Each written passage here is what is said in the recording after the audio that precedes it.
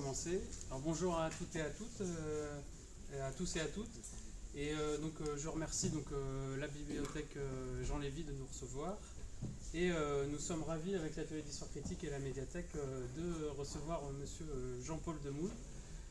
Donc il va venir nous présenter son livre La France éternelle, une enquête archéologique. Donc avant de rentrer dans le vif du sujet, donc, je vais vous présenter un peu qui est monsieur Demoule. Alors c'est un archéologue préhistorien et proto-historien. Il est aussi historien de l'archéologie. Ses travaux ont porté sur la néolithisation de l'Europe et sur les sociétés de l'âge du bronze et du fer, ainsi que sur les populations indo-européennes. Alors dès le début de sa carrière, il s'est engagé dans le combat pour la professionnalisation du métier d'archéologue. Pour cela, il s'est battu pour que l'archéologie soit prise en compte dans l'aménagement du territoire. Et en fait, cette bataille a abouti en 2001 à une loi instaurant l'archéologie préventive. Et cette loi d'archéologie préventive oblige les promoteurs à payer les fouilles archéologiques lorsque leur projet va détruire un site archéologique. Donc, suite à cette loi, il est devenu président de l'INRAP, donc l'Institut national de recherche d'archéologie préventive, jusqu'en 2008.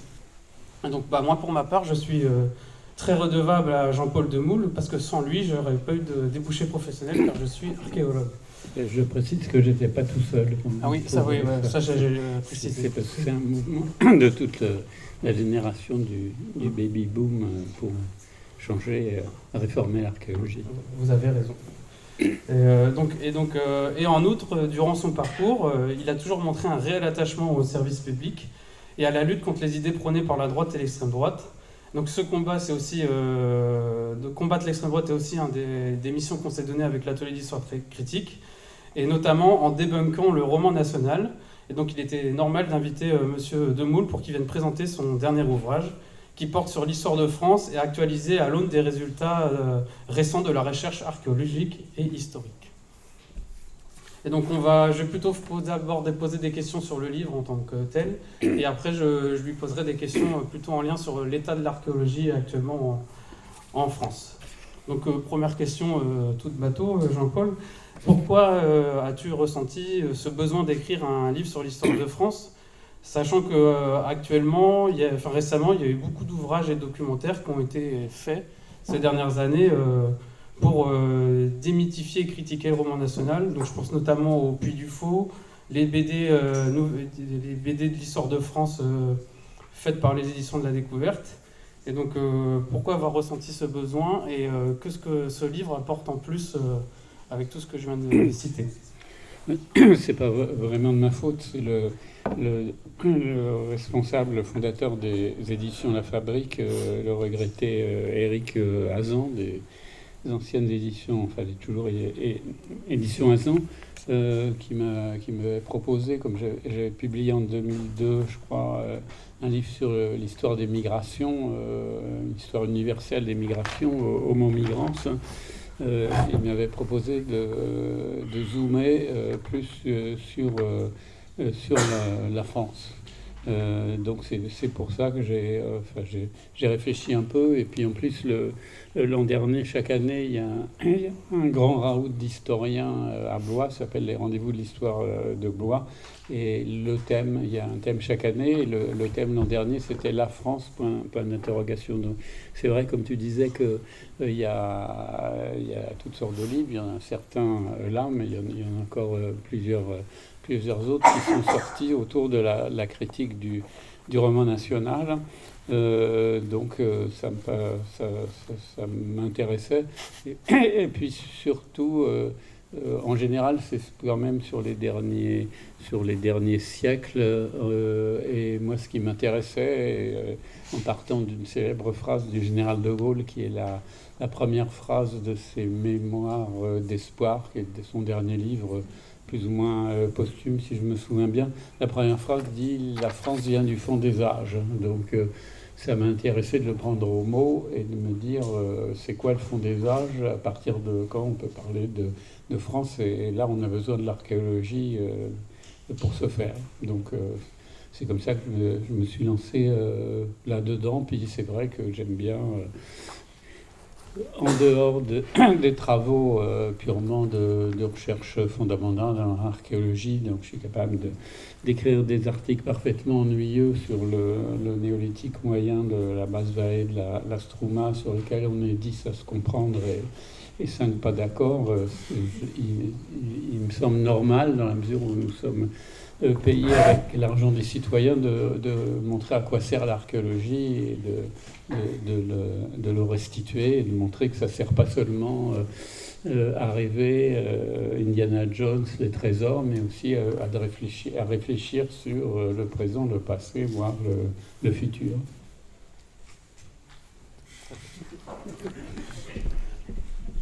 Et bien justement, comme dans l'ouvrage, donc ça part du néolithique jusqu'à nos jours. Et en fait, ce que j'ai beaucoup aimé dans le livre, c'est que c'est en même temps très concis, mais en même temps très pertinent, parce qu'on n'a pas vraiment l'impression de passer à côté d'un phénomène structurel propre à une période. Et donc, quelle a été ta méthode, en fait, pour faire ces choix, et quelles ont été les difficultés les difficultés auxquelles tu as dû faire face à une aussi importante masse de données? D'abord, je voulais faire un livre court qui soit justement à la portée de tout le monde. Il n'y a pas de notes de bas de page. Comme nous, les universitaires, on les aime beaucoup. Le plus souvent, il y a la note de bas de page en bas, mais qui renvoie à la bibliographie sur un autre endroit, etc. Donc il y a effectivement une bibliographie par chapitre, mais qu'on regarde ou qu'on ne regarde pas, c'est comme on a envie. Mais sinon, j'ai voulu faire court, et pour chaque chapitre, je mets effectivement un résumé au début et un résumé à la fin. Et puis, je l'ai fait de manière assez naturellement chronologique. Donc il y a 12 chapitres, en commençant au fond des âges, c'est-à-dire les premières présences humaines sur le territoire français. Donc c'est un peu l'actuel territoire français. Donc il y a un peu plus d'1 million d'années. C'est des gens qui ne nous ressemblent pas encore complètement, qu'on appelle les Homo erectus. Et puis, effectivement, il y a 12 chapitres qui finissent. Le dernier chapitre, c'est 2025. Donc c'est comme ça que je l'ai construit assez logiquement. Alors il y a aussi des cartes, justement, il y a une douzaine de cartes, puisque la question c'est quoi la France. Donc il y a des cartes à la fin pour voir l'évolution du territoire, voir comment ça bouge, etc. Il y a un tableau chronologique général, les 12 chapitres, qu'est-ce qui caractérise chacune de ces 12 périodes, demandant quelles sont les frontières à ce moment-là, quelle langue on parlait, quelle culture on avait, etc., etc. D'ailleurs, je vous invite vraiment à le lire, parce que ça vous permet de bien réviser votre histoire de France. Et donc là, c'était plutôt... tu as expliqué comment le livre était construit. Mais donc, mais dans le choix de tes sources, tu vas plutôt aller voir des travaux très spécifiques, où tu t'es fondé tu as discuté avec d'autres spécialistes, ou alors tu as lu plutôt des manuels généraux que tu as réussi à synthétiser Comme je suis très vieux, j'ai accumulé pas mal de connaissances, effectivement. Ça s'appelle Une enquête archéologique en sous-titre, mais c'est archéologie au sens large, hein, c'est-à-dire au sens c'est la science des commencements, hein, de ce point de vue-là. Donc au début, c'est que de l'archéologie, hein, jusqu'à la période romaine. Et puis à partir de la période romaine, on a l'archéologie et également les textes. On commence à avoir des textes, mais comme on dit souvent, nous les archéologues, les textes sont partiels et partiaux. Ils nous donnent qu'une partie des informations, donc il faut combiner les deux. Pour prendre l'exemple de la Gaule toute seule, on n'a que le point de vue des vainqueurs, hein, qui disent c'est des sauvages au fond des bois, c'est des brutes. Le grand Cicéron dit que leur langue est horrible et leur religion abominable. Et l'archéologie va nous offrir une image différente qu'il y a des villes, une économie monétaire, que contrairement à Astérix, il ne mangeait pas de sanglier, il mangeait des porcs domestiques, que la Gaule était plus déboisée à l'époque qu'elle n'est maintenant. Donc l'économie monétaire propre à chacune des villes, donc une vue complètement différente que grâce en très grande partie à ce qu'on appelle l'archéologie préventive, c'est-à-dire l'archéologie avant les grands travaux d'aménagement et qui effectivement a changé les choses. C'est pour ça que quand on a décidé de faire une exposition sur les Gaulois à la Cité des Sciences de la Villette à Paris en 2011, on appelait une exposition renversante pour montrer justement qu'on renversait la vision. Donc ça, c'était pour prendre au hasard le chapitre sur les Gaulois. Après, évidemment, l'archéologie joue un rôle de plus en plus faible au fur et à mesure qu'on avance dans le temps. Donc là, je sortais un peu de mon domaine de compétences et donc j'ai utilisé la culture générale d'une part et ce que je mets à chaque fois dans la bibliographie de chaque chapitre. Mais comme c'est des chapitres courts, je ne révolutionne pas vraiment les connaissances historiques, mais j'essaie de montrer, de poser la question, effectivement, c'est quoi la France, c'est quoi être française ou français. Donc ça n'a pas été trop dur de faire le deuil de l'archéologie au fur et à mesure des chapitres. Non, jusqu'au Moyen-Âge, ça aide encore, parce que justement, là encore, on a une vision souvent déformée du Moyen-Âge, une espèce de période obscure, une longue nuit, comme l'ont dit certains historiens. Et là encore, l'archéologie aide, parce qu'elle montre que, en réalité, le Moyen-Âge, c'est déjà la première révolution industrielle, que les techniques sont beaucoup plus complexes qu'on le pense en général, mais c'est vrai que après, l'archéologie joue un rôle nettement plus faible. D'accord. Et en fait, dans tout aussi, pendant tout le livre, tu essaies de montrer qu'est-ce que c'était, entre guillemets, être français à chaque époque. Et est-ce que tu as dû te plonger dans la littérature de droite et d'extrême droite et le roman national pour voir leur argument, et donc ça devait pas être très agréable à lire si c'est le cas. Et en fait, quelle constante tu as remarqué dans cette vision du roman national sur l'identité française ? Je dois avouer à ma grande honte que j'ai feuilleté Mémoricide de Philippe de Villiers, mais je ne l'ai pas acheté. Enfin, j'ai photographié les pages à la FNAC, les pages qui m'intéressaient, justement pour voir quels sont les... enfin, je les connaissais déjà. Les travaux que tu citais tout à l'heure sur le Puy du Fou de nos collègues...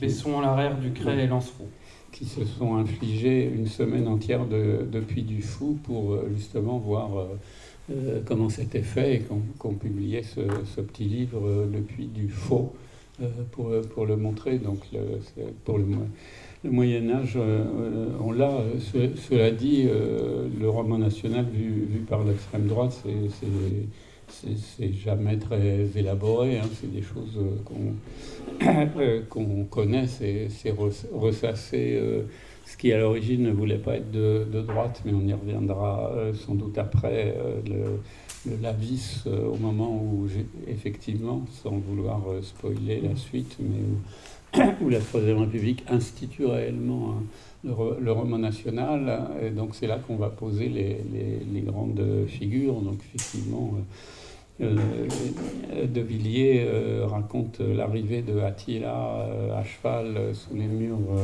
de Paris, enfin qui est encore Lutèce, et puis il voit Geneviève, bientôt Sainte-Geneviève sur les murs, et tout, il repart au galop.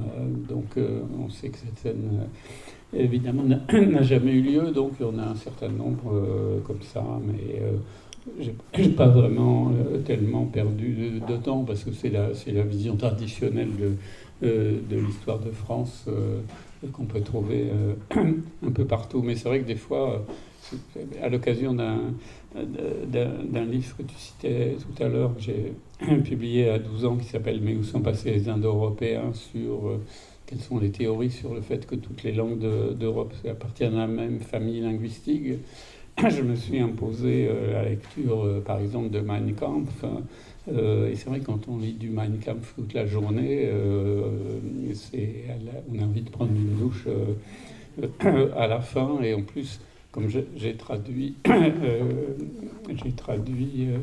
c'était pas toujours simple de traduire parce que quand on traduit quelque chose, on a envie que ce soit élégant, mais Hitler, c'est pas du tout élégant, donc il faut arriver à traduire de manière assez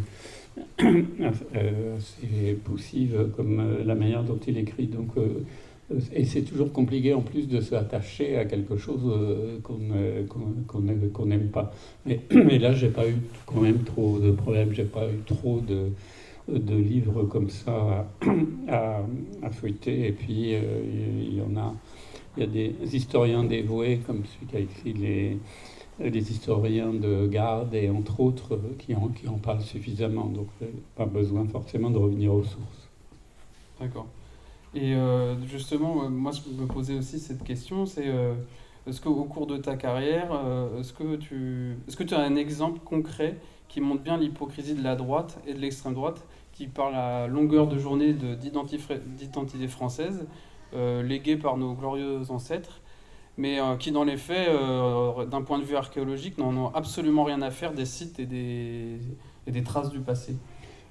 C'est un peu le paradoxe en France, c'est que nos fameuses racines gauloises, baptême de Clovis, etc., eh bien, en réalité, l'histoire de France officielle, donc à partir du moment des textes, eh bien, c'est une défaite. C'est un roman national, un récit national qui commence par la défaite d'Alésia.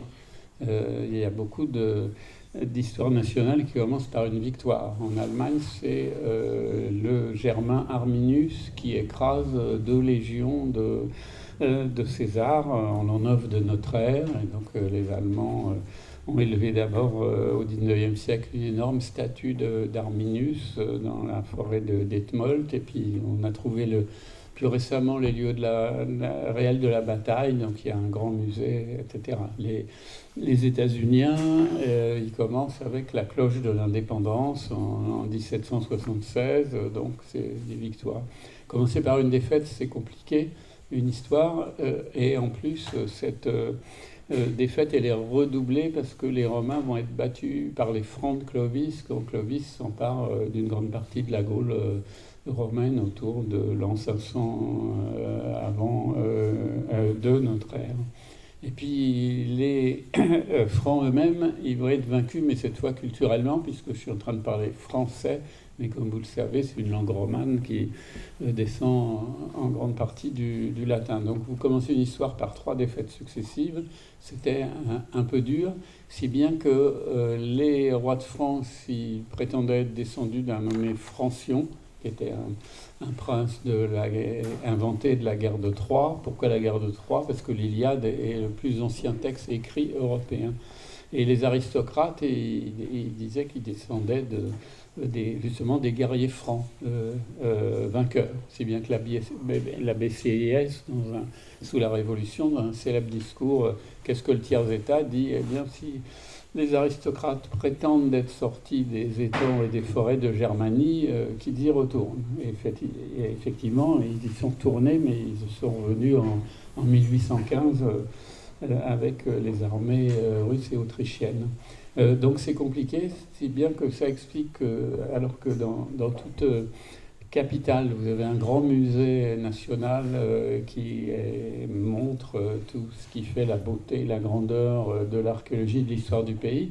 Nous, on a un qui s'appelle le Louvre, dans le palais des rois de France, donc pas n'importe où, et dans lequel vous n'avez que l'Orient, la Grèce et Rome. Il n'y a pas un objet qui vient ou marginalement, qui vient du territoire français, à part les fameux bijoux très kitsch qui ont été volés récemment. Tout le reste, c'est l'Orient, la Grèce et Rome. Et pour voir des objets archéologiques, on y reviendra sans doute, il faut aller au musée de Saint-Germain-en-Laye. C'est loin, personne n'y va, pas de crédit, aucun président de la République n'a voulu en faire son grand musée, son grand projet présidentiel. Et donc c'est ça le rapport des élites françaises par rapport au passé. Ça explique qu'il a fallu attendre 1941 pour qu'il y ait une loi qui soumette les fouilles à autorisation. Avant, n'importe qui pouvait faire n'importe quoi. Il faut attendre 2001-2002 pour qu'il y ait une loi qui oblige les aménageurs, quand ils vont détruire un site archéologique, à payer pour ce site, comme ça se fait partout dans le monde, et qui crée l'Institut national de recherche archéologique préventive que j'ai eu l'honneur de présider à ses débuts, alors que les Français vont créer en 1846 l'école française d'Athènes, donc en Grèce, pour faire les fouilles de Grèce, et qui est le plus ancien institut archéologique du monde. Donc il y a une espèce de schizophrénie comme ça, et effectivement, encore récemment, eh bien, il y a 2 ans, la ministre de la Culture, Rachida Dati, visitant les restaurations d'un château où le châtelain s'était plaint d'avoir été obligé de faire des fouilles archéologiques parce qu'il réaménageait tout le parc, etc. Elle a dit il ne faut pas faire des trous pour le plaisir de faire des trous. Donc on a été très tristes, nous les archéologues, on a fait publier une grande tribune dans le Monde. À peu près en même temps, le député des Alpes-Maritimes, que vous connaissez peut-être, qui s'appelle Éric Ciotti, qui est très attaché à la grandeur de la France, a fait annuler complètement un arrêté de fouilles, parce que la vallée de la Vésubie dans les Alpes-Maritimes a été détruite par une catastrophe, glissement de terrain, etc., comme vous savez, il y a 4-5 ans. Et donc, des gros travaux d'aménagement, donc qui dit travaux, dit découverte. Donc, il y a le ministère de la Culture avait prescrit son service en région qu'on fasse des sondages préalablement, pour voir s'il y avait ou non des sites. Et il a fait annuler par le préfet l'arrêté en disant que c'était l'œuvre de technocrates déconnectés de la réalité, etc.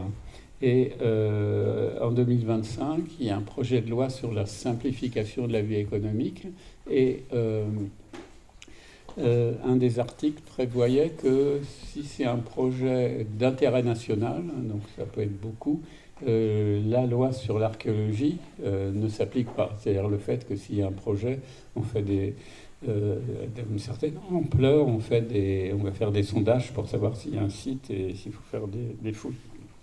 Alors, à nouveau, on a protesté. Donc, pour l'instant, l'article en question, qui émanait du parti Horizon, a été supprimé. Mais tant que la loi n'est pas définitivement votée avec les échanges entre le Sénat et l'Assemblée nationale, ça peut bien ressurgir à un moment ou à un autre. Donc c'est effectivement un paradoxe qu'on a d'une part des revendications. Notre glorieux passé, il n'est pas assez enseigné à chaque rentrée scolaire. Vous avez une campagne de presse dans le Figaro ou ailleurs, Valeurs Actuelles, etc., qui va dire on ne parle plus de notre passé, Louis XIV, Clovis, Napoléon, et c'est exactement les mêmes qui vont très concrètement s'opposer à ce qui est des recherches archéologiques qui permettent de donner un peu plus de chair à cette glorieuse histoire de France. D'ailleurs, la manif qu'on avait fait les archéologues à Paris, qui a fait reculer cette clause, ça faisait longtemps que j'avais pas fait une manif victorieuse, entre guillemets. Mais ça fait. Et pour répondre aussi à une autre anecdote par rapport au fait que les élites et ceux qui passent leur temps à parler d'identité française, en fait, ne sont pas intéressés par la réalité de comment vivaient nos ancêtres, c'est qu'il y a autour du Puy du Fou, ça va commencer à s'agrandir. Il y a déjà eu des diagnostics archéologiques et il y a des fouilles qui ont été prévues et qui vont avoir lieu. Mais sauf que Philippe de Villiers et toute l'équipe du Puy du Fou ont mis une pression pas possible au conseil départemental de Vendée et aussi au service régional d'archéologie pour faire sauter l'obligation de faire des fouilles. Donc c'est paradoxal pour ce centre historique qui adore parler de nos ancêtres. Et justement, en parlant aussi d'identité française et de l'évolution des populations qui ont occupé l'actuel territoire français, tu donnes dans ton livre aussi beaucoup d'importance à chaque chapitre. Tu parles de l'évolution des langues, en fait. Et en fait, pourquoi cette évolution des langues qui donne aujourd'hui le français dont on parle, et au détriment aussi d'autres langues régionales, pourquoi tu trouvais ça très important de donner autant de poids dans ton livre sur cette histoire linguistique? Parce que tous les groupes humains, le Homo sapiens, c'est-à-dire vous et moi, c'est une espèce qui peut être très agressive, comme vous avez dû le remarquer, mais qui est aussi une espèce empathique qui fait qu'on vous vit toujours dans des groupes, avec des fois un empilement de groupes emboîtés, et qu'une des choses qui le définit le plus clairement, c'est évidemment la langue qui permet la communication. Donc on peut considérer raisonnablement que effectivement le français, ça fait partie de notre identité. Mais on oublie des fois que chez nos voisins wallons, le français, c'est aussi leur identité. Chez les Suisses romans, chez les Québécois et chez une partie de l'Afrique occidentale, le français fait aussi partie de l'identité. Donc de ce point de vue-là, ça ne permet pas de dire on est français si on parle français. Et donc, comme ça fait partie de cette identité, je me suis demandé à chacun des 12 chapitres quelle langue il parlait. Alors, vous vous doutez bien qu'il y a 1 million d'années, on a du mal à le savoir. Donc, on commence à le savoir à partir de la période romaine, qui nous transmet un certain nombre de mots gaulois, parce qu'on connaît très mal le gaulois. Le gaulois, c'est une langue celtique, donc c'est la même famille que l'irlandais, le gallois, le breton, etc., mais qui ne sont connus au mieux qu'à partir de la fin du Moyen-Âge. Et sinon, c'est effectivement ça va être le latin. Et régulièrement, on nous dit le plus vieux texte français, c'est le serment de Strasbourg. Le serment de Strasbourg, Charlemagne a 3 petits-fils et il y en a 2, Louis et Charles, qui se coalisent contre le troisième, Lothaire, avant de se réconcilier l'année d'après. Donc les 2 frères se jurent fidélité, chacun dans la langue de l'autre. Donc le premier, très officiellement, le premier texte en français qu'on apprend à l'école, c'est ce serment de Strasbourg dont je vous lis le début. Donc c'est Louis, le germanique, qui jure dans la langue romane de son frère: Pro Deo amor et pro Christian poblo et nostro common salvamen des di inavent in quan Deus savir et podir medunat si salvarei et ossist meon fradre Carlo et in aiudia et in caduna, etc. Donc c'est certainement, que c'est une langue romane, mais pas plus. Donc c'est tout à fait exagéré de dire c'est déjà du français. Et c'est important parce que c'est la question de quand est-ce que commence la France, qui est une des questions que pose mon livre. Je vous rassure tout de suite quand même, on est effectivement toutes et tous plus ou moins français. Je ne dis pas que ça existe, que la France n'existe pas, ni que les Françaises et les Français n'existent pas, mais j'essaie de montrer que c'est un peu plus compliqué que ça. Et on va dire, en tout cas, on a au moins la chanson de Roland, 11e, 12e siècle. Là, vraiment, c'est identitaire. Alors, se rappeler que c'est écrit au temps des croisades et que ce que ça raconte, le fait d'armes de Charlemagne qui va en Espagne, quand il y va pas du tout pour attaquer les Sarrasins. Il y va pour aider un des roitelets arabo-berbère d'Espagne contre un autre. Et puis finalement, les 2 se sont réconciliés entre-temps, donc Charlemagne et son armée repartent Et pour passer le temps, il ravage le Pays Basque, si bien que les Basques attaquent son arrière-garde avec le célèbre conte Roland. Donc la réalité historique n'a rien à voir avec ce que raconte la chanson de Roland, mais si je vous lis les tout premiers vers, Carles lireis nostre empereur magnes, et ans tous plens ad estet en Espagne, presque en la mer conquiste la terre alteigne,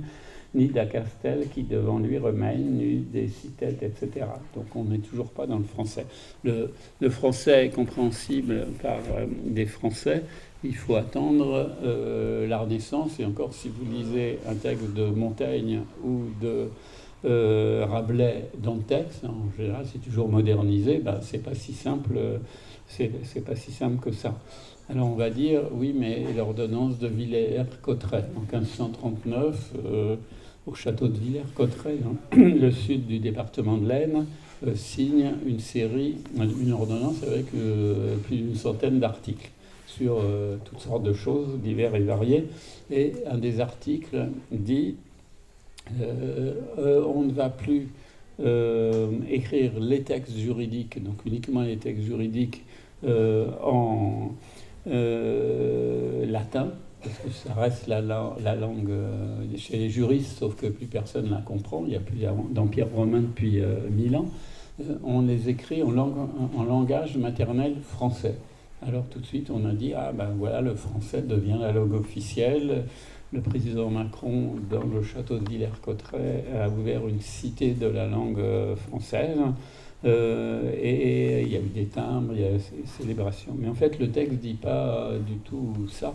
Et quand il est repris juste après par le roi Charles IX, il dit les textes juridiques, mais uniquement les textes juridiques, devront être écrits en langage maternel, en français ou maternel, ce qui veut dire dans une des langues maternelles de France. Il y en a une bonne trentaine, que ce soit des variantes autour d'une langue romane, mais ça peut être différent, le basque, le breton, le flamand qu'on parlait ici, l'alsacien, lorrain-moselle, etc.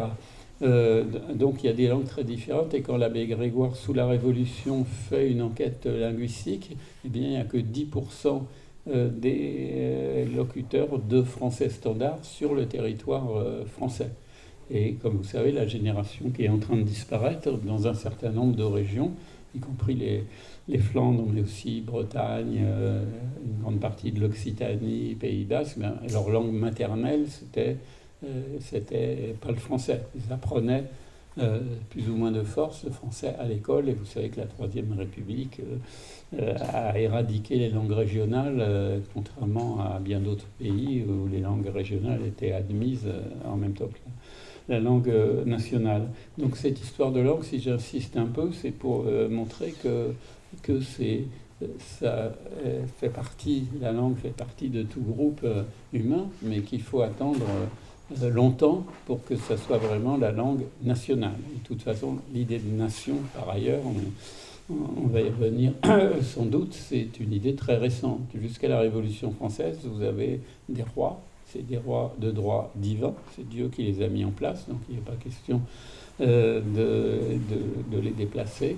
Ils agrandissent leur royaume par des guerres ou des mariages ou des achats de terrain comme la Corse.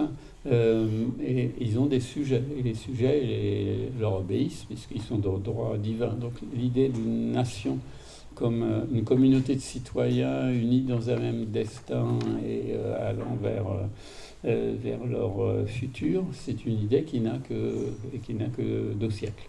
Donc, avant d'y revenir peut-être plus en détail, la langue, effectivement, en tant qu'elle est effectivement identitaire, à la fois par défaut, elle n'apparaît vraiment telle quelle qu'à partir de la Renaissance, mais elle déborde aussi l'actuel territoire français. D'accord. Et donc, justement, tu parles des langues régionales. À un moment donné, tu écris une politique générale qui n'empêcha pas les groupes folkloriques de fleurir, mais davantage comme attraction touristique dans le cadre de festivals que comme maintien de traditions régionales authentiques, quel que soit l'enthousiasme de ce milieu en grande partie associatif. Et donc, en fait, quand tu parles de ce milieu associatif très vivant, en fait, on se rend compte que les gens sont attachés à leur identité régionale. Ça ne les empêche pas d'apprécier d'être français. Et ça montre aussi qu'il y a une appétence aussi pour l'histoire. Et en fait, pourquoi tu dis en fait, excusez-moi, pourquoi tu dis que, leur dynamisme ne permet pas un maintien réel de ces traditions? Et quelles seraient les pistes pour vraiment favoriser ce désir de maintenir leur identité et ce désir de faire de l'histoire locale? Une partie de l'histoire de ce territoire, les gens appartiennent forcément à une communauté, donc une communauté linguistique, culturelle, etc., qui fait que donc il va avec cette trentaine de langues, régionales, et je ne parle pas des territoires ultramarins qui posent d'autres questions historiques et politiques. Mais donc on a un certain nombre de groupes, donc avec un sentiment fort d'appartenance, des traditions fortes, des traditions qui sont très diverses, que ce soit la cuisine, les danses, les contes et légendes, etc., etc. Donc il y a un sentiment d'appartenance à une culture donnée, mais ce sentiment d'être français, il était certainement très, très lointain avant des périodes plus récentes. Donc c'est ça que j'ai voulu dire, c'est que à partir de la Troisième République, quand on en institue l'école laïque obligatoire et gratuite, la Troisième République qui dit que la République est une et indivisible, ce qui prouve que ça ne va pas de soi, eh bien, elle va construire ce fameux roman national. C'est là qu'on commence à parler des Gaulois, parce que ça va, les Gaulois, vu que la France vient d'être vaincue par la Prusse, ça rend Alésia plus facile, et donc c'est là que les choses se construisent. Mais puisqu'elle est une et indivisible, on va éradiquer complètement les langues, les coutumes, etc. Ça va effectivement être résiduel. C'est significatif qu'il y a très peu de grands musées d'ethnographie française en France, que quand on inaugure un vraiment en 1975, soit en 1975, pour avoir un musée ethnographique national, le musée des arts et traditions populaires à Paris, dans le jardin dit d'acclimatation, eh bien, il dure quelques années et puis finalement il est fermé. On transporte une partie des collections à Marseille, mais dans un musée intéressant architecturalement, mais beaucoup trop petit. Et donc il y a une espèce de mépris, justement, aussi bien pour les langues que pour, de fait, un mépris de fait pour tout ce qui fait ces différentes cultures régionales. Et de ce fait, d'ailleurs, cette histoire de France, on peut très bien se la représenter comme l'histoire d'un État colonial qui va partir. Bon, alors je ne veux pas spoiler. Ah non, justement, c'est très bien. C'est la prochaine question. Et donc, on part d'un petit domaine royal centré sur l'Île-de-France, la Touraine, et ce petit domaine du Moyen-Âge, eh bien, il va s'agrandir par la guerre. Donc, il faut attendre Louis XIV pour avoir ici même l'Alsace et la Franche-Comté. Il faut attendre Louis XV pour avoir la Lorraine et par achat la Corse. Entre-temps, la Bretagne par mariage plus ou moins forcé. Et le 19e, Nice et la Savoie en récompense de l'aide militaire à l'Italie, en même temps que Napoléon III perd l'Alsace-Lorraine. Et pour ne rester qu'à la France métropolitaine, on va encore gagner le canton de Tende dans les Alpes-Maritimes en 1947. Donc vous voyez que cette France éternelle, elle est quand même à géométrie variable, et je ne parle pas du premier empire colonial. Par exemple, la Louisiane et les terres françaises en Amérique du Nord, ça couvrait quasiment la moitié du continent. Le deuxième empire colonial, eh bien, les Français, l'ensemble des habitants n'ont été français que après la Seconde Guerre mondiale, mais pas complètement parce que les indigènes, entre guillemets, votaient dans un collège différent des Européens, et même encore maintenant, vous savez que le droit du sol est remis en cause à Mayotte, à Wallis, Wallis et Futuna, il y a encore des chefs, des rois coutumiers qui sont admis en parallèle avec l'administration, et que le catholicisme est religion d'État. Donc tout ça pour dire que ça a été une construction extrêmement lente, extrêmement variable, pas toujours pas stable. Hein. Vous connaissez aussi les problèmes de la Nouvelle-Calédonie, mais pour revenir au territoire purement métropolitain, eh bien, ça va être une éradication progressive de toutes les cultures, qui étaient autant de communautés autonomes sur le plan culturel. En France, c'est toujours ridicule d'avoir un accent. Ça peut être sympathique si c'est l'accent du Midi, c'est juste un peu bizarre si c'est l'accent bourguignon, alors qu'en Allemagne, tout le monde a un accent, que les dialectes locaux continuent à se parler, même chose en Italie. Donc c'est vraiment spécifique à la France. La France est sans doute le pays en Europe qui a été le plus violent pour détruire l'ensemble de la culture de ces différentes communautés. Pour venir au début de la question, effectivement, il en reste le folklore à destination des touristes, mais aussi un peu comme un phénomène identitaire pour les bénévoles qui se donnent du mal pour faire vivre ces quelques 200 groupes à peu près folkloriques, mais effectivement, c'est déjà trop tard. Les langues régionales, vous avez dans plusieurs régions les écoles d'Iwan en Bretagne, les calendrettes en Occitanie, etc. Il y en a à peu près une demi-douzaine d'écoles régionales où il est admis qu'on puisse y parler.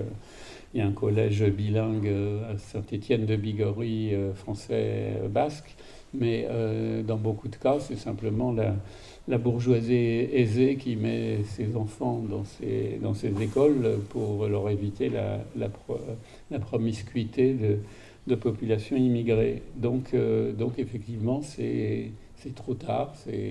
On l'oublie facilement, mais c'est un État qui s'est construit dans la violence, que ce soit la violence physique et militaire, ou dans la violence culturelle d'anéantissement des cultures locales. Et quand le livre est sorti, et quand tu as parlé de cette idée que la France est un État colonial permanent, tu n'as pas subi de calomnie ou une campagne diffamatoire Non. C'est-à-dire, si je me promène sur les réseaux sociaux, il y a toutes sortes de remarques un peu ordurières, mais j'aurais été vexé si ça n'avait pas été le cas. Quand j'ai dit ça, je suis passé dans l'émission sur France Culture de Finkielkraut en octobre dernier. Quand j'ai dit oui, la France est un État colonial, il m'a dit oh, comme vous y allez, mais il n'a pas vraiment argumenté. Donc voilà. Oui, j'ai des fois, je me suis demandé si, parce que j'ai présenté ce livre dans pas mal d'endroits, notamment dans une vingtaine de librairies, des fois je me suis dit peut-être que cette librairie va être attaquée, mais jusqu'à présent les attaques de librairies n'ont concerné que la question palestinienne en général, qui est évidemment le plus inflammable. Jusqu'à présent, j'ai eu des menaces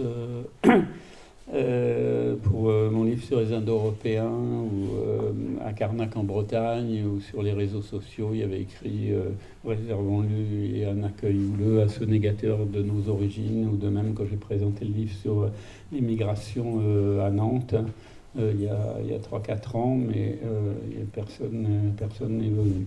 D'accord. Et justement, vu que tu parles, donc, comme vous y allez de Finkielkraut, pour un historien, un archéologue, en fait, à la fin du livre, donc tu donnes tes conclusions, et en fait, tu élabores 5 scénarios pour le futur. Oui.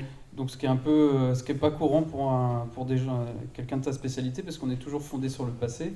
Et là, tu prends le risque de voir 5 scénarios. Alors, est-ce que tu peux rapidement les évoquer? Et 1 an après la sortie de ton livre, lequel te paraît actuellement le plus crédible? Je ne vais pas les détailler parce que sinon vous n'allez pas lire le livre, mais je veux quand même le dire. Les 5 possibilités, c'est soit il ne se passe rien de plus, avec la perspective néanmoins que notre pays deviendrait de plus en plus une sorte de grand parc d'attraction patrimoniale, puisqu'on patrimonialise de plus en plus de choses. Je suis pour, puisque c'est mon métier, mais à destination des gens, des touristes chinois par exemple. Deuxièmement, ça pourrait être une attaque militaire, une annexion militaire. Ça aurait paru fantaisiste il y a 10 ans, ça l'est plus complètement maintenant, puisque le Groenland déjà, sans parler de l'Ukraine ou d'autres. Il y a également la possibilité qu'on se fonde dans une Europe, parce que, comme je disais tout à l'heure, l'idée d'État-nation, c'est quelque chose qui est récent, ça n'a que 200 ans. Et encore, la France est une État-nation depuis 200 ans, mais les États d'Amérique du Sud, ça ne date que du 19e, et une grande partie des États africains, ils ne sont des États-nations que depuis la deuxième moitié du XXe siècle. Si vous regardez des cartes, si on compare les limites politiques actuelles issues de la colonisation et la réalité des groupes ethniques, linguistiques, culturels, ça n'a aucun rapport. Donc l'idée que ce serait les États-nations serait de toute éternité, évidemment, n'a aucun sens. La tendance générale, c'est un regroupement des entités politiques. Quand les Anglais arrivent en Australie, il y a au moins 500 groupes ethniques différents, avec des langues différentes, etc. Actuellement, il n'y a plus que 200 États-nations sur toute la Terre. Donc l'idée qu'on irait vers des regroupements progressif, ça s'est fait avec l'Union soviétique, même si ça s'est défait en partie. Non, il y a un mouvement général, et aussi bien Victor Hugo au XIXe siècle, aussi à la fin du XIXe, Ernest Renan sur un célèbre discours sur la nation, ils disent tous les deux, oui, un jour il y aura une fédération européenne. Donc c'est l'autre possibilité qui peut y avoir de suite, c'est-à-dire l'intégration dans une entité plus grande qui pourrait être l'Union européenne, qui pour l'instant n'est pas très bien partie parce qu'il y avait un projet politique à titre personnel auquel j'étais tout à fait favorable, tant qu'il y avait 6 ou 7 nations. À partir du moment où on fait rentrer tout le monde sur la pression des Anglais au moment après la chute du mur, puisque les Anglais ne voulaient surtout pas d'Europe politique, mais uniquement un grand marché économique, maintenant ce projet a moins de sens. On voit bien, demain, suspense les élections en Hongrie. Donc on peut rêver néanmoins qu'un jour, ou penser que, même s'il est plus facile de prédire le passé que l'avenir, il y aurait un regroupement des pays européens dans une entité politique qui tienne debout.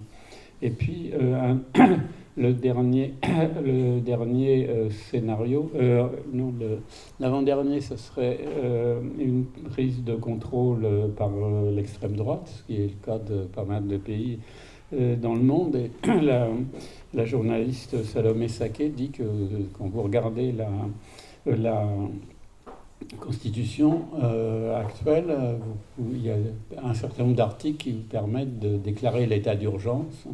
Et ce ne serait pas très difficile de mettre le feu dans les banlieues avec une police qui est acquise aux 2 tiers à l'extrême droite et de créer une situation de guerre civile dont on ne sait pas comment elle finirait, mais en tout cas c'est une possibilité qui peut paraître pas complètement invraisemblable. Et la dernière, ce serait celle d'une révolution sociale et politique, et notamment je me fonde sur le texte un texte récent qui date de 2017 et qui dit « Aujourd'hui, notre capitalisme mondial produit plus d'inégalités qu'il n'en a jamais créé dans nos pays développés. Le combat de la France doit permettre d'anticiper, de prévenir, de participer à modifier les règles internationales et au final d'humaniser ce capitalisme contemporain. Je ne sais pas si nous y parviendrons, je ne sais d'ailleurs pas si ce capitalisme n'est pas en train de vivre ses dernières étapes en raison même de ses excès. » Voilà. De qui est ce texte prophétique? Quel est ce révolutionnaire? Oui. Tout à fait, bravo. Emmanuel Macron, dans son livre Révolution, point d'exclamation, 2017. Donc c'est la 5e possibilité. Après, chacun. Lui, il a choisi le scénario d'extrême droite alors. Oui. Je te laisse cette interprétation. Et aussi, j'avais une question. Ce que j'ai bien aimé dans ta conclusion, donc désolé, ça va encore un peu spoiler, mais c'est que c'est rare aussi de voir des archéologues ou des historiens qui se posent à quoi ça sert de faire de l'histoire. Souvent, on est habitué, on est dans nos disciplines et ça nous paraît évident, ça sert on le fait parce qu'on aime bien, mais. Donc la question est large. À quoi ça sert de faire de l'histoire pour toi aujourd'hui? Oui, comme je disais tout à l'heure, moi et d'autres, on est payés avec vos impôts, donc c'est quand même normal qu'on ait une utilité sociale. Alors effectivement, archéologue, c'est un des métiers que les enfants ont envie de faire quand ils sont petits, avec astronautes, explorateurs, infirmières, écuyères, etc. Et il n'y a que les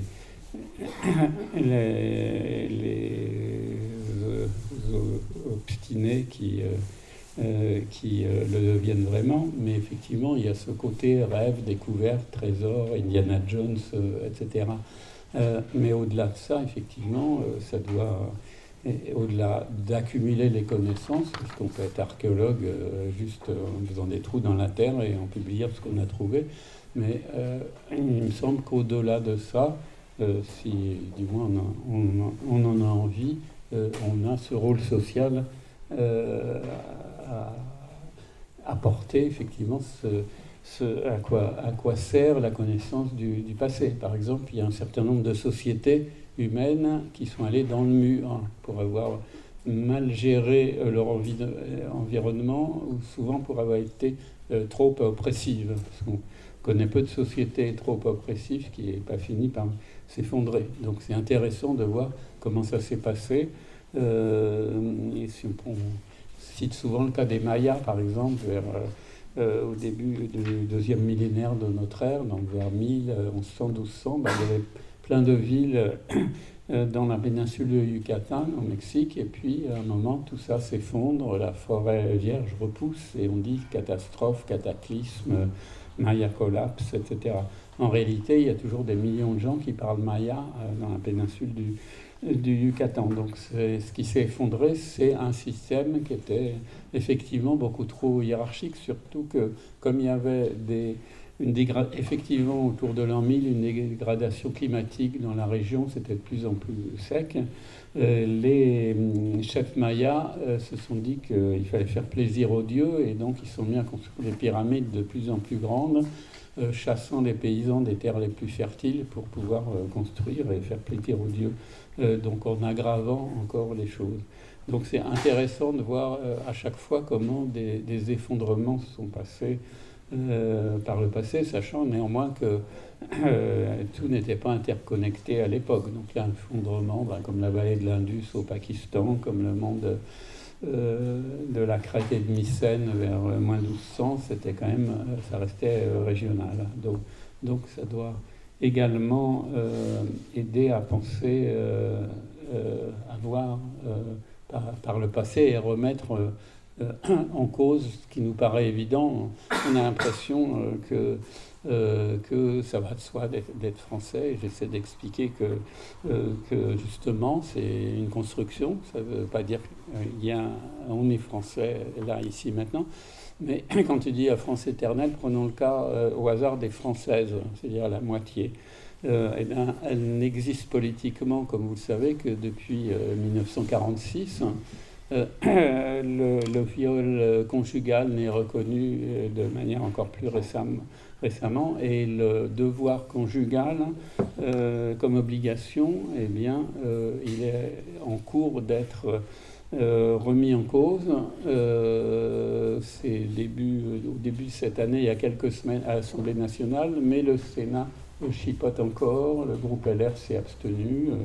Et donc tout ça pour vous dire, je ne parle pas de l'avortement, le droit d'ouvrir un compte sans l'assentiment du mari, etc. etc. Donc quand on dit les Français, il faut se rappeler que la moitié des Français, c'est des Françaises, et que dans la marche triomphale de notre pays, c'est un destin, une histoire, des caractéristiques qui sont relativement différentes. C'est comme quand le général de Gaulle, puisque je commence avec lui, je finis presque avec lui, par une autre phrase qu'il a dit à Alain Perfit, qui était le ministre de l'Information. Il faut se rappeler qu'il y avait à l'époque un ministre de l'Information qui décidait chaque jour ce qu'il y aurait ou pas dans le journal télévisé.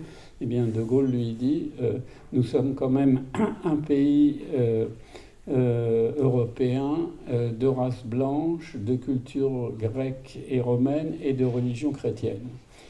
Eh bien, quand on nous parle toujours des racines chrétiennes de la France, le christianisme arrive sur le territoire français que dans les premiers, par définition, les premiers siècles de notre ère. Encore archéologiquement, jusqu'au 7e et 8e siècle, on trouve toutes sortes de coutumes païennes, entre guillemets, quand on fouille les cimetières. Et on oublie qu'il y avait des communautés juives, même si elles étaient régulièrement expulsées ou massacrées, donc elles n'étaient pas chrétiennes. Et si on fait actuellement les sondages d'opinion, les gens qui se disent chrétiens, c'est seulement 30% de la population. Ceux qui sont pratiquement, c'est 7%. Et ceux qui vont à la messe toutes les semaines, c'est 1,5%. Et donc la majorité des Françaises et Français ne sont pas croyants. Et c'est même un des plus forts taux au monde. Donc ce qui ferait l'identité française, ça serait plutôt cet aspect-là, d'être non-croyant. Race blanche, aucun biologiste ne croit maintenant à l'idée des races. Il n'y a qu'une espèce humaine qui sont les Homo sapiens, même si en fonction du relief, des migrations, etc., les types physiques sont pas tous pareils. C'est une évidence, mais vous pourrez toujours partir d'un endroit. Vous partez des Inuits et vous arrivez en Afrique du Sud, vous n'aurez jamais de frontières nettes. Et la culture grecque et romaine, elle était réservée à 1% de l'élite française. Une partie de mes ancêtres, c'était les maçons creusois qui montaient à la capitale. Ils n'étaient pas de culture grecque et romaine, à ce que je sache. Donc, il y a bien, et même sur la culture française, quand il y a une culture française, oui, normalement il y a une culture française, mais c'est quoi la culture française ? L'UNESCO a fait une liste du patrimoine matériel de chaque nation, donc matériel, le Mont-Saint-Michel, Notre-Dame, et puis il y a le patrimoine immatériel. Donc il y a une trentaine de choses concernant la France. La plupart, c'est régional. les géants du Nord, les feux des Pyrénées, etc. Et ceux qui sont nationaux, une partie sont communs avec des pays proches, hein, comme l'équitation, l'alpinisme, etc. Et il ne reste plus que 3 ou 4 qui seraient purement franco-français. C'est le tracé dans la charpente, je sais plus quoi, si la baguette de pain bien sûr, et puis la gastronomie française, mais pas au sens de plats magnifiques, mais au sens de l'ordre des plats, puisque de cet ordre des plats qui nous paraît normal, bien, en Chine, vous avez normalement au contraire un grand plateau rond qui tourne et vous prenez comme vous voulez. Et en revanche, si on demande aux Français, ça dépend des régions évidemment, mais c'est quoi vos plats préférés? En moyenne, on a dans l'ordre le couscous, la pizza, le hamburger et la choucroute. Donc ce patrimoine immatériel, il est quand même qui ferait la culture française spécifique, il est assez difficile à saisir. Et la même chose pour la langue. Là, je cite l'évolution de la langue.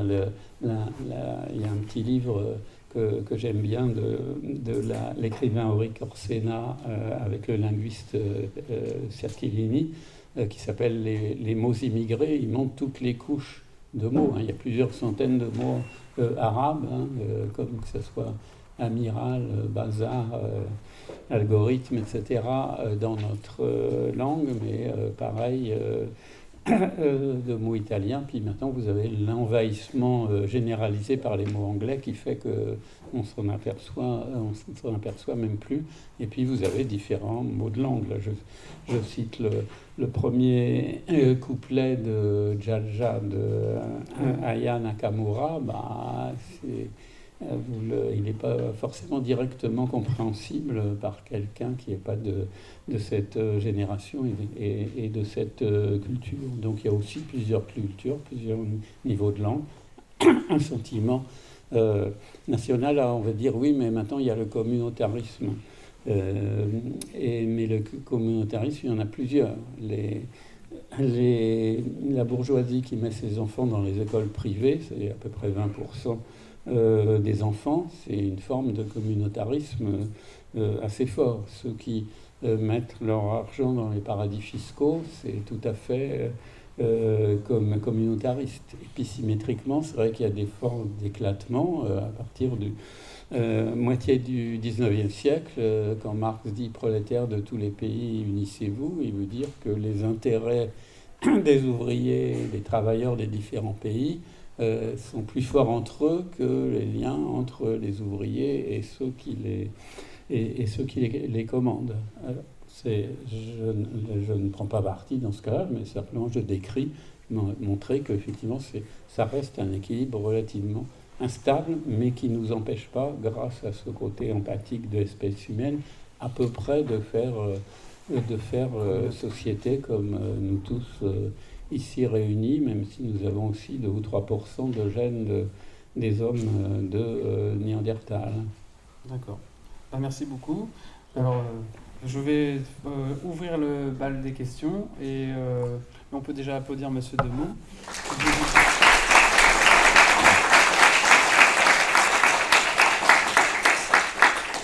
Alors, merci beaucoup pour la présentation du livre. Alors moi, je pose juste la première question parce que j'ai en tant qu'archéologue et plus tout jeune, mais quand même assez jeune, j'ai une question. C'est que l'archéologie préventive, on est quand même très dépendant du BTP, donc très dépendant d'une économie capitaliste qui détruit l'environnement. Et à ton avis, dans un futur idéal, il y aura quand même moins d'artificialisation des sols. Et à ton avis, quelles sont les solutions à envisager pour maintenir les acquis de l'archéologie préventive actuelle, tout en maintenant une pratique un peu plus écologique et moins dépendante de l'artificialisation des sols? Pour l'instant, pour donner un ordre de grandeur, ce qui est artificialisé, comme on dit, noblement, donc les autoroutes, les zones commerciales, les lotissements, les carrières de sable et gravier, c'est à peu près entre 40 000 et 50 000 hectares chaque année c'est-à-dire 400 à 500 km² chaque année, donc la surface d'un département français tous les 8-10 ans. Donc c'est considérable.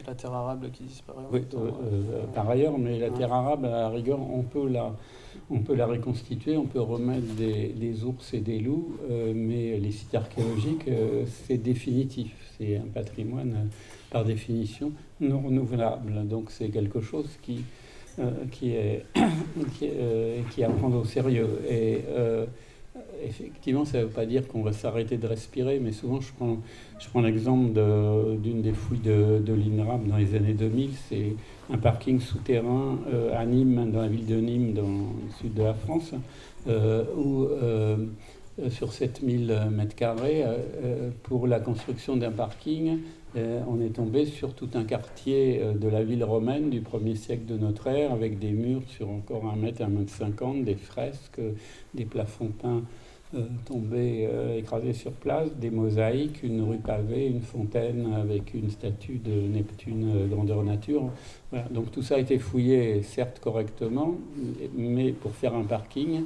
Et donc, est-ce que dans 2000 ans, il y aura toujours des parkings avec des voitures? Quand vous détruisez directement quelque chose, définitivement quelque chose, sachant que l'archéologie n'arrête pas de progresser. Mais maintenant, on sait retrouver les traces d'ADN des animaux ou des gens qui marchaient sur le sol des mosaïques, par exemple. On aurait pu savoir qui avait marché il y a 2000 ans, quand on a fait la fouille en 2005, mais on ne savait pas qu'on aurait pu le retrouver à ce moment-là. Donc il faut vraiment réfléchir, et la loi sur l'archéologie préventive de 2001 dit que justement l'État concilie les exigences respectives de la conservation, c'est-à-dire on ne touche pas, de la recherche scientifique, c'est-à-dire de la fouille, et du développement économique et social, puisque effectivement on ne va pas s'arrêter de respirer.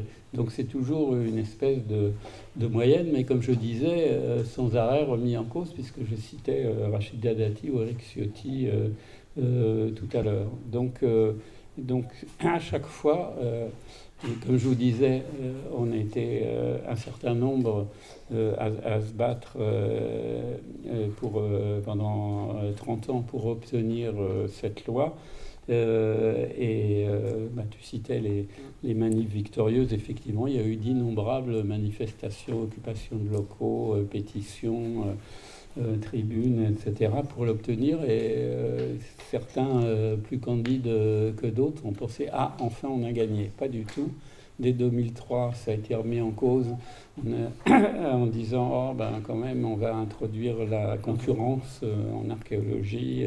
Il y aura certes l'INRAP et les services archéologiques de villes, départements, de collectivités, mais on va créer des boîtes privées, comme ça va faire baisser les prix », ce qui a été fait. Et actuellement, les fouilles sont faites en gros moitié INRAP, un tiers service de collectivité et un quart boîte privée. Mais le problème, c'est qu'effectivement, ça crée une guerre des prix, surtout que c'est les aménageurs qui choisissent. Alors, la concurrence, moi j'aime bien si je veux m'acheter une voiture, mais l'aménageur qui va faire son lotissement ou son parking souterrain, son problème, c'est pas le meilleur rapport qualité-prix pour avoir la meilleure recherche archéologique, c'est juste qu'on le débarrasse très vite de ses vestiges pour qu'il puisse faire sa construction. Donc c'est un détournement complet de la notion de concurrence.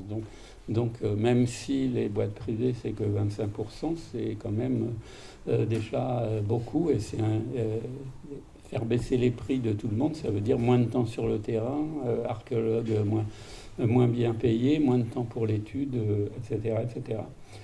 Donc ça dépend si on est positif ou pas. C'est sûr que par rapport aux années 60, tout était détruit. Si vous partez d'ici et vous allez à Nice, 1200 km en gros, en autoroute, eh bien dites-vous que chaque kilomètre en moyenne, il y avait un site archéologique qui a disparu définitivement sans aucune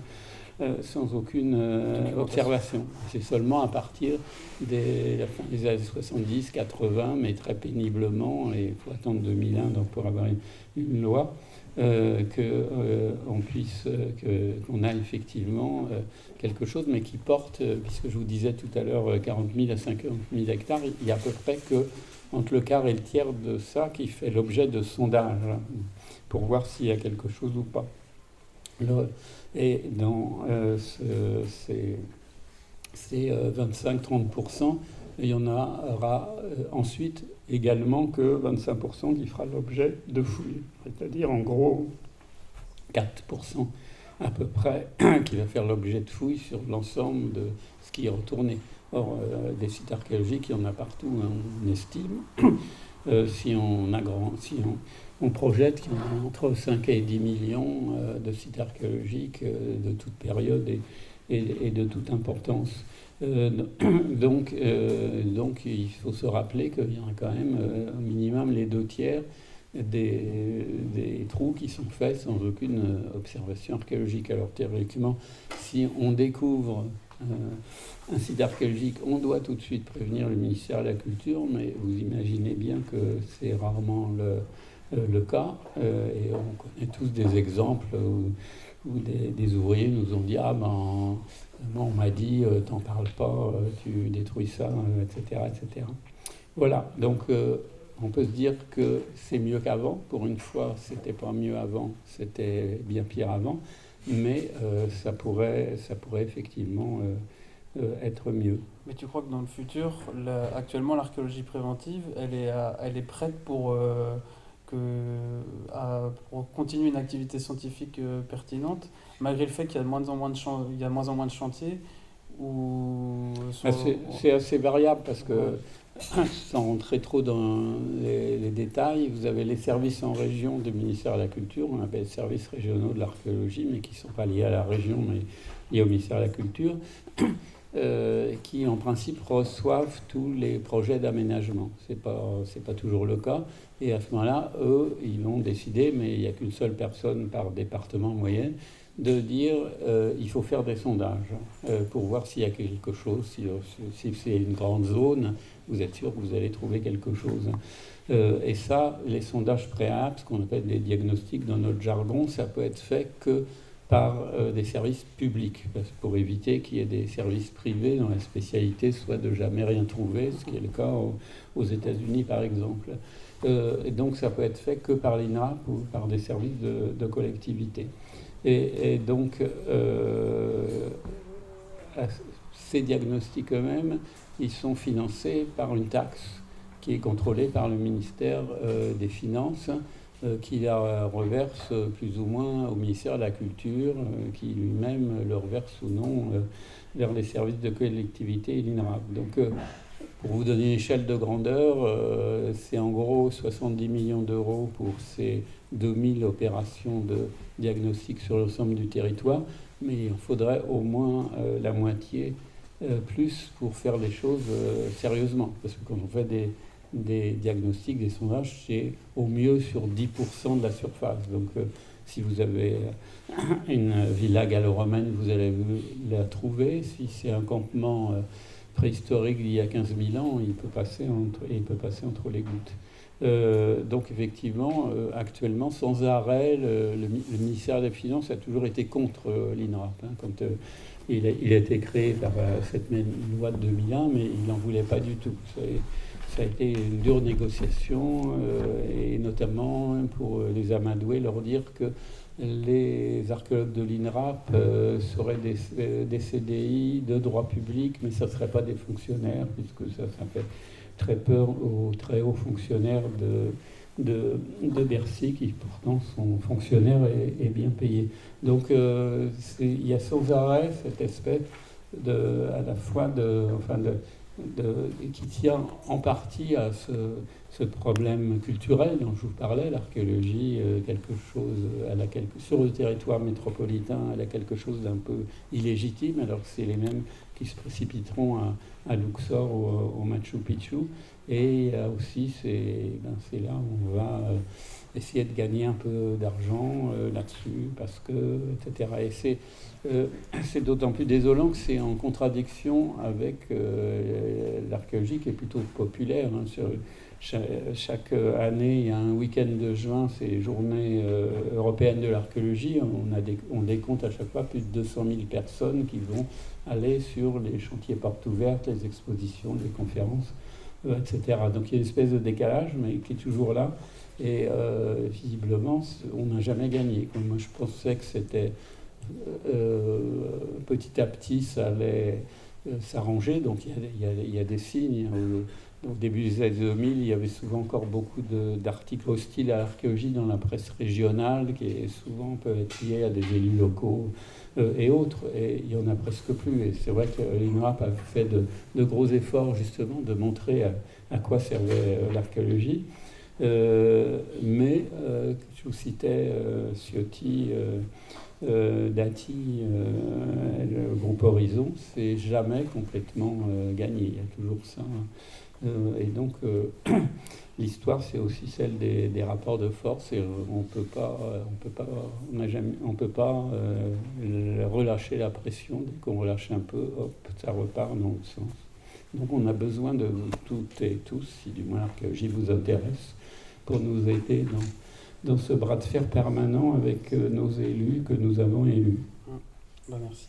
Donc, juste pour préciser, le SRA de Loire-Atlantique n'a pas cédé au Puy du Fou. Il va y avoir des fouilles. D'accord. Et donc, si quelqu'un a des questions...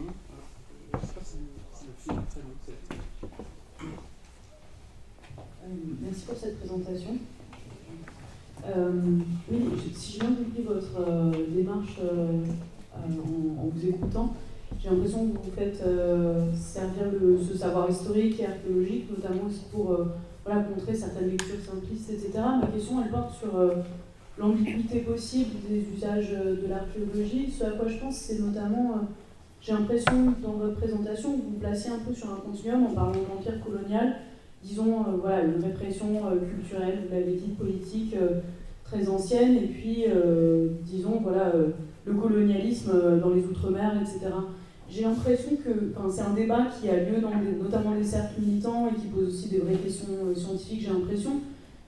Notamment la résistance, disons, bretonne, différentes minorités culturelles en fait, au territoire métropolitain ont pu être aussi critiquées parce que ça servait aussi une forme d'ignorance blanche ou quand on parlait de problématiques propres, en fait, notamment sur le plan du racisme très spécifique pour les Outre-mer, ça servait aussi une façon de dire oui, mais en fait nous aussi, en tant que personnes blanches, on est concernés.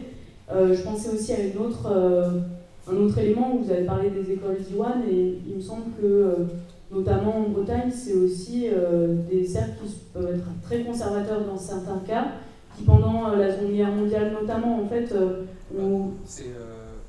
les collaborationnistes bretons, c'est un mythe utilisé par l'État, ça existe, c'était une minorité, c'est pas l'ensemble du mouvement breton, mais ça a été utilisé par l'État français au moment du renouvellement de la culture bretonne dans les 60-70 pour décrédibiliser l'ensemble du mouvement. Tu es breton ? Oui. Mais donc justement, c'est ça que j'allais dire. Merci quand même d'avoir complété mon propos sans mon solliciter. J'allais dire que ça crée en fait une ambiguïté aussi, c'est-à-dire que ça a beau être une minorité, ça a aussi existé. Et en fait, j'ai l'impression que ce que ça pose, mais vous y faites peut-être une grande part dans le livre, et c'est vraiment une question ouverte pour savoir si, justement, quelles questions ça pose aussi, qu'est-ce que l'archéologie a peut-être à amener pour compléter, mais il me semble qu'il peut y avoir une ambiguïté justement à ce moment-là, que c'est quelque chose qui peut aller dans les deux sens, et donc voilà, c'était aussi une question assez ouverte pour savoir ce que, en tant qu'archéologue, vous apportez sur ce genre de questions et de difficultés. C'est vrai que c'est assez différent suivant les régions. Si on prend le sud de la France, les mouvements en Provence, autour de Frédéric Mistral, etc., c'était plutôt des mouvements conservateurs, alors que dans les mouvements occitans sont plutôt des mouvements progressistes, surtout à partir des années 70 pour la Bretagne. Ça a été variable, y compris dans des mouvements qui étaient d'extrême gauche, qui avaient fait sauter l'émetteur de télévision en Bretagne, ce qui fait que les gens, pendant plusieurs semaines, mois, ont redécouvert la veillée et d'être entre soi, mais maintenant ça servirait à rien de faire sauter l'émetteur. Donc il y a effectivement des traditions qui sont relativement qui ont été différentes suivant les régions, plus ou moins conservatrices, surtout que même si je veux bien admettre qu'il n'y avait pas il n'y avait pas beaucoup de mouvements collaborationnistes en Bretagne, mais c'est vrai que Vichy a essayé, de même que Vichy a ressorti le mythe des Gaulois, qu'on a des affiches où il y a un guerrier gaulois qui met sa main sur l'épaule d'un jeune de la Révolution nationale pétiniste, et l'archéologue Laurent Olivier a montré que c'était exactement le même graphisme qui avait été repris par le Front National, où on avait le Gaulois sur l'épaule d'un jeune du Front National. Mais comme je vous le disais, il y a un problème en même temps, le fait qu'on ait très peu de musées ethnographiques dignes de ce nom.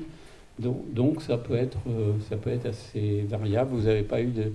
Vous avez des mouvements violents qui ont mis des bombes uniquement, à ma connaissance, en Bretagne et au Pays Basque, c'est-à-dire des régions avec des langues nettement différentes. J'ai pas trop de souvenirs pour d'autres régions.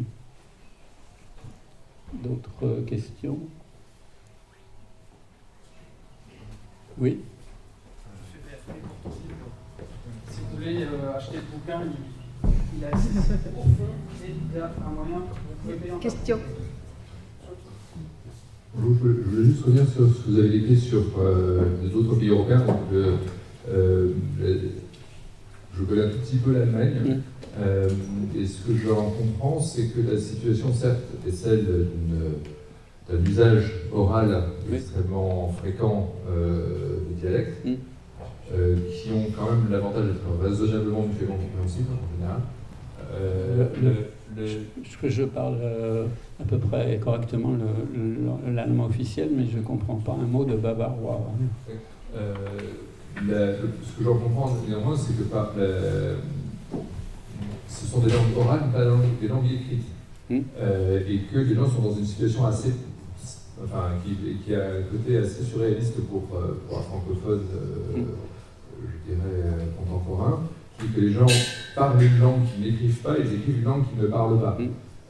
Et ça a d'ailleurs, donc je comprenne, des conséquences, j'ai entendu dire ça en Suisse, des conséquences un peu paradoxales qui sont que les Suisses, pour ouvrir des postes à l'université par exemple, demandent à ce que les gens s'expriment en allemand standard, mais que les Suisses du coup sont désavantagés par rapport aux Allemands et se retrouvent évincés en quelque sorte de postes dans leur propre université de ce fait-là.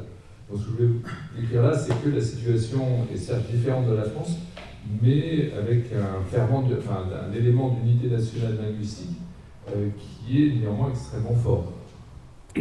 Oui, bien sûr, il y a l'allemand officiel, le Hochdeutsch, mais la situation suisse est intéressante puisqu'il y a 3 langues officielles, français, italien, allemand, et un peu le romanche dans les grisons, mais qu'en fait la langue la plus parlée, c'est le Schweizerdeutsch, le suisse-allemand, qui en plus est différent dans chaque canton, puisque c'est pas une langue écrite, même si on essaie de l'écrire, etc. Donc c'est une situation qui est effectivement assez différente, mais c'est normal d'avoir un accent, mais il n'y a pas...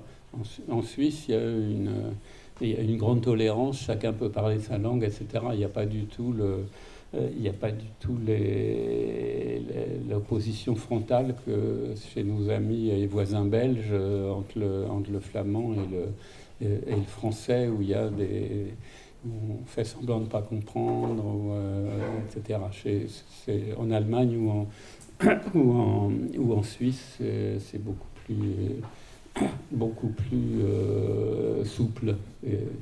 C'est la Suisse, d'ailleurs, c'est plutôt les différences religieuses qui jouent plus que les différences linguistiques. Tout le monde est fatigué. Non, encore. Ouais. Je reviens sur ce que vous aviez dit, en fait, un engouement des Français pour l'archéologie, mais aussi pour les gens européens, l'archéologie, un monde fou, sur les chantiers. Et je regardais, là, il vient de paraître des fouilles bénévoles mises en ligne par le ministère. Donc il y a des chantiers de fouilles, de personnes âgées qui sont disponibles. Et en fait, je regardais par curiosité, les 3 quarts sont déjà complets pour juillet août. Et donc je me posais la question, en fait, ce sont des bénévoles, donc a priori, elles ont payé, elles ont peut-être le logis gratuit, enfin pris en charge. Et malgré ça, en fait, les fouilles, financièrement, bloquent. Financièrement, ça coince. Alors que vous avez de la main-d'œuvre quasiment gratuite à disposition. Donc je trouvais ça un décalage, je me disais, mais comment ça se fait, quoi. Vous avez de la main-d'œuvre normalement disponible, volontaire, et pourtant les chantiers sont difficiles à mettre en place, si j'ai compris. C'est-à-dire, c'est ce qu'on appelle. Vous avez deux types de fouilles, les fouilles préventives, donc avant destruction, et les fouilles dites programmées, celles qui sont menacées par rien. Et donc c'est celles-là que vous avez sur le site du ministère ou dans la revue Archéologia. Donc ça, c'est les fouilles programmées. Et c'est uniquement là que les bénévoles peuvent aller travailler, parce que mais les fouilles programmées, c'est peut-être 10% de l'ensemble des fouilles. Les 90%, c'est les fouilles préventives qui, elles, sont financées par les aménageurs. Donc, même s'il y a des problèmes d'argent dont je vous parlais, ces fouilles sont beaucoup plus à l'aise financièrement, parce que même des fois c'est des sommes importantes, plusieurs centaines de millions d'euros, voire plus. Mais pour un aménageur, la plupart du temps, et si c'est un tout petit aménageur, si c'est vous dans votre jardin, c'est l'État qui prend en charge. Mais les gros aménageurs sur une autoroute, c'est 2% à peu près l'Archéologie. Si vous payez 10 euros un péage, sachez que 20 centimes ont permis les fouilles archéologiques. C'est toujours une consolation. Mais les fouilles programmées, c'est l'argent du ministère de la Culture, voire des collectivités territoriales, si elles sont intéressées, une ville, etc. Donc en fait, c'est peu d'argent. Et les bénévoles ne peuvent pas aller sur à la marche sur les fouilles préventives, parce que d'une part c'est très professionnel, vous avez des problèmes de sécurité, etc. Et puis ça pourrait être une manière d'enfreindre la concurrence libre et non faussée, d'avoir finalement des travailleurs non payés. Donc, ce qui est le paradoxe d'ailleurs. Que je me souviens que quand on travaillait sur cette loi, sur la création de l'INRAP, les sociétés d'amateurs, plusieurs ont crié en disant puisque c'est le monopole de l'INRAP, au début l'INRAP avait le monopole, on ne pourra plus exister, etc. Et c'est l'inverse. À partir du moment où vous introduisez la concurrence, ils sont forcément exclus. Donc c'est pour ça que vous avez cette différence de financement. Effectivement, comme vous le dites, il y a un vrai engouement pour l'archéologie. Et là encore, ce qu'on rencontre en permanence, c'est que depuis des décennies, on essaie d'obtenir les chaînes de télévision et des émissions régulières d'archéologie. C'est-à-dire pas seulement des documentaires, enfin il en passe, mais c'est uniquement sur Arte ou la 5, et souvent c'est plutôt des documentaires anglo-saxons. Mais on voudrait qu'il y ait une émission régulière qui fasse le point, les découvertes en cours, etc.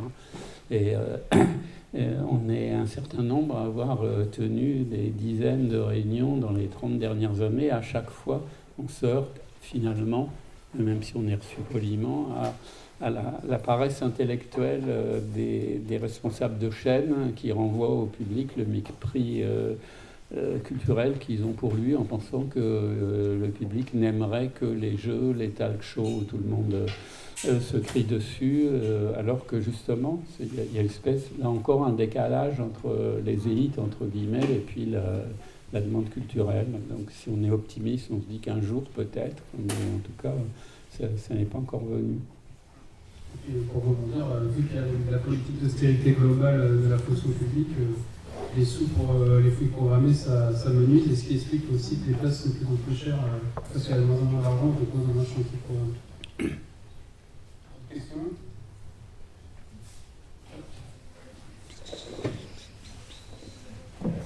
Merci pour votre présentation.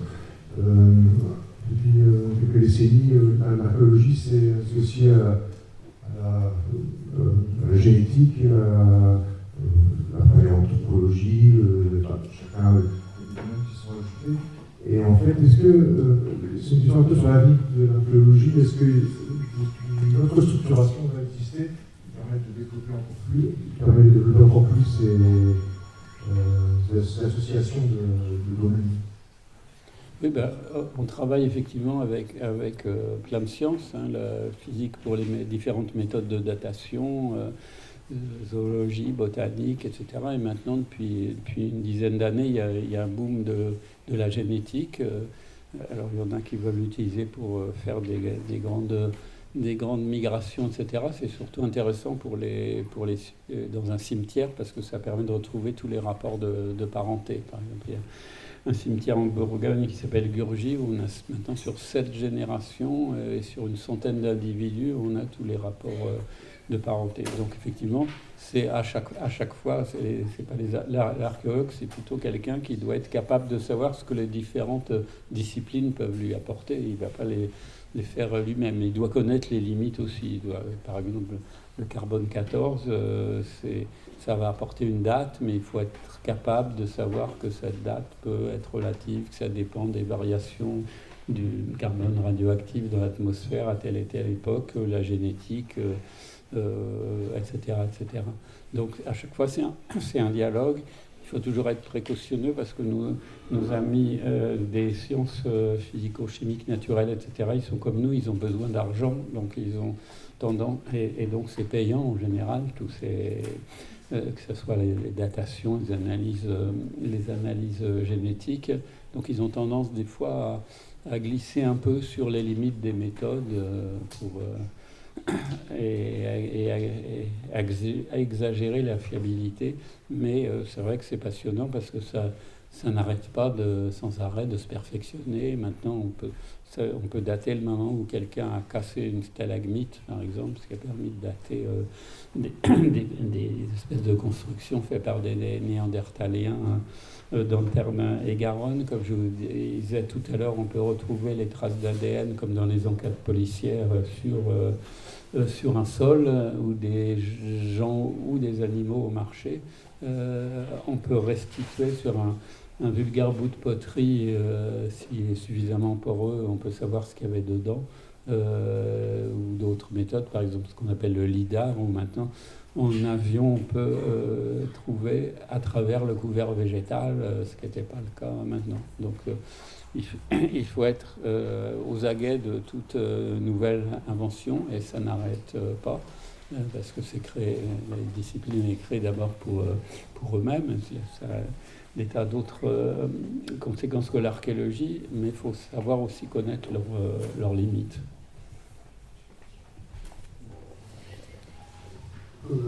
Si vous avez terminé pour les questions, je vous invite de nouveau à remercier Jean-Paul Denou.